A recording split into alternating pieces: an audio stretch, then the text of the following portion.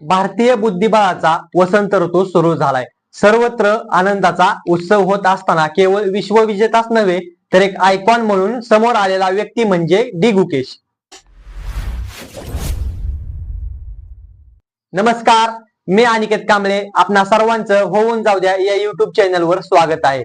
आज आपण डी गुकेशच्या संघर्षमय प्रवासाबद्दल जाणून घेऊया.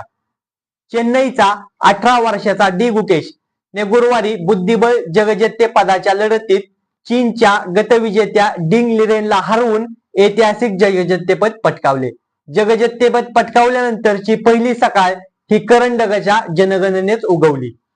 10 वर्षापूर्वी हा मुलगा झालेल्या विश्व अजिंक्यपदाच्या सामन्यात आपल्या विश्वनाथन आनंदला काचेच्या आडून पराभूत होताना पाहतो आणि विश्वविजेतेपद आपण स्वतः पुन्हा आणू असे भव्य स्वप्न पाहतो. ते पूर्णही करतो.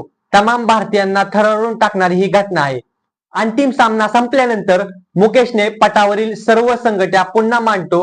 डोळ्यात आनंदराश्रू असताना त्याच पटाला नमस्कार करतो. हा कृतीतून सादर केलेली ही भावना विश्वनाथन आनंद यांनी रुजवलेल्या भारताच्या बुद्धिबळ क्षेत्रातील विनम्र संस्कृतीचे दर्शन घडवणारे आहे. मुकेशची दृष्टी आणि वृत्ती दाखवणारी देखील आहे. स्वतः गुकेशनेही जगजेतेपद निश्चित झाल्यानंतर आई वडिलांनी घेतलेल्या कष्टाचा उल्लेख केला.